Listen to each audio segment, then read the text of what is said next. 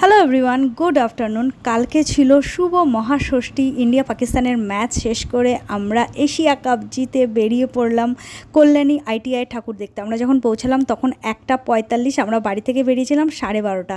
আর এইটা হলো আইটিআই মোড়ের ঠাকুর। ওফ, অসাধারণ ঠাকুর বলছি, প্যান্ডেল এত সুন্দর, লাইটিংয়ের কাজ দেখো, জাস্ট দেখেই মন জুড়িয়ে গেল।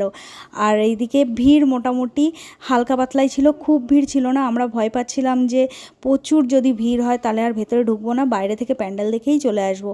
বাট ভিড়টা হালকাই ছিল, কারণ তখন বাজে প্রায় রাত 2টো, ওই জন্যে মনে হয় ভিড়টা একটু কমই ছিল। তারপরে আমরা ভেতরে ঢুকলাম। আর একটাই দুঃখ লাগে, এত কষ্ট করে এত দূর হেঁটে ভেতরে ঢোকার পরে যদি একটু দাঁড়িয়ে নাই দেখলাম তো কি হলো। আর এরা না একদম দাঁড়াতে দেয় না, পুরো রানিং অবস্থাতে যেটুকুনি দেখলে ভিডিও করলে, ছবি করলে, যাই করলে তোমাকে বেরিয়ে যেতে হবে। তো এই আফসোসটাই একটু লাগে। আর এখানে প্রতিমাকে যে গহনা পরানো হয়, এই গহনাগুলো একদম সোনার গহনা, কোনো রকম নকল কিন্তু নয়।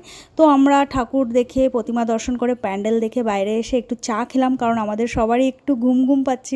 ইতিমধ্যে ঋষিও বায়না করে উঠলো, ও নাকি চা খাবে, তো ওকেও একটু চা খালাম। তারপরে ঋষি খুশিতে মা বাবার সাথে ঠাকুর দেখতে বেরিয়েছে, এই আনন্দে ও ডান্স করা শুরু করলো। তারপরে আমরা আইটিআই ঠাকুর দেখে বেরোলাম A9-এ ঠাকুর দেখতে, ওখান থেকে টোটো ধরে। ভালো লাগলে ফলো করো, আরও ভিডিও আসছে। টাটা।